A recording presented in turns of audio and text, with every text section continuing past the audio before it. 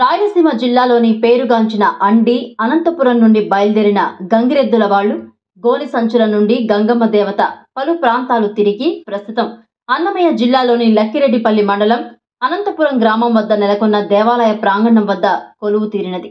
ఒకానొక రోజు అనంతపురం గ్రామం పేరంవాండ్లపల్లిలోని తిమ్మారెడ్డి వాళ్ళు తమ పొలాన్ని చదును చేయడానికి కావలసిన కంప తొడుగులు ఎద్దులకు కట్టి లాగే ప్రయత్నం చేశారు. కానీ గంగమ్మ దేవత కదలలేదు. రైతు సుమారు 7 గాండ్ల ఎద్దులతో ఉదయం నుంచి రాత్రి పొద్దుపోయే వరకు మేకులు తెగే వరకు ప్రయత్నించి విఫలమై ఇళ్లకు చేరుకున్నారు. ఆ రాత్రి ఆ రైతు తిమ్మారెడ్డికి స్వప్నంలో శ్రీ గంగమ్మ తల్లి ప్రత్యక్షమై, నేను పడమటి దేశము పడమటి ప్రాంతమైన అండి అనంతపురం నుండి వచ్చి ఉన్నాను అని స్వప్నమునందు రైతుకు చెప్పినది. నాకు పూజలు చేసి కంపతొడుగు ఉన్న ప్రదేశంలో దేవాలయం నిర్మించమని కోరినది.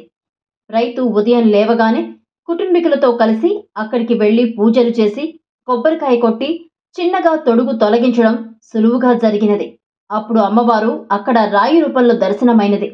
రైతు తదుపరి అమ్మవారి దేవాలయం నిర్మించారు. ఆనాటి నుండి ఈ గ్రామము అనంతపురం గ్రామం పిలువబడుతుందన్నారు. శ్రీ గంగమ్మ దేవత అక్కడి నుండి చాగలగుట్టపల్లి గ్రామం వాళ్ళ ఇంటి ముందు నెలకొని నాకు గొల్లపల్లి యాదవులతో పూజలు చేయించమని కోరి ఉన్నది. అమ్మ, మాకు సంతానం లేదు, మాకు సంతాన భాగ్యం కలిగించి మేము పూజలు చేసుకుంటాం అని పూజించగా వారికి అమ్మవారు సంతాన భాగ్యము కలిగించినది. ఆనాటి నుండి ఈనాటి వరకు ఆ కుటుంబీకులతో పూజలు జరుగుతున్నాయి. నాటి నుంచి నేటి వరకు గొల్లపల్లి గ్రామం నుండి అమ్మవారు పాల్గొన శుద్ధ పాడ్యమి నాడు జాతర ప్రాంగణంలోకి చేరుకొని శ్రీ అనంతపురం గంగమ్మ జాతర వైభవంగా జరుగుతున్నది. భక్తులు అమ్మవారిని ప్రీతిప్రాప్తమైన కండ్లను రంగులతో అలంకరిస్తారు. నీలం బండ్లు, చాందిని బండ్లు కట్టుకొని అమ్మవారి దర్శనం చేసుకుని కోరిన కోరికలు తీర్చే కొంగు బంగారం గంగమ్మ తల్లి అని భక్తులు చెప్పుకుంటున్నారు. అనంతపురం గంగమ్మ జాతర జరిగే ప్రాంతానికి భక్తులు చేరుకోవడానికి రోడ్డు మార్గం ద్వారా 3 దారుల నుంచి భక్తులు రావచ్చు. కడప నుండి రాయచోటి మార్గములోని చిట్లూరుకు పడమర వైపు మార్గము నుంచి జాతరకు చేరుకోవచ్చు. రాయచోటి వేంపల్లి మార్గంలోని మర్రి చెట్టు వద్ద నుంచి తూర్పు వైపున ఉండే రోడ్డు నుండి జాతరకు చేరుకోవచ్చు. అలాగే లక్కిరెడ్డిపల్లిలోని ప్రభుత్వ కార్యాలయం ఎదురుగా ఉన్న రోడ్డు నుంచి కూడా గంధగుడ్ల రాచపల్లి, ఈడిగపల్లి మార్గం ద్వారా కూడా జాతరకు చేరుకోవచ్చు. తిరునాళ్ల కార్యక్రమాలు అమ్మవారికి అత్యంత వైభవంగా జాగారం కాస్తూ రాజుగారిపల్లి పంచాయతీ చాగలగుట్టపల్లి అమ్మవారి ఇంటిలో ఈరోజు వైభవంగా జాగారం కూడా నిర్వహిస్తారు.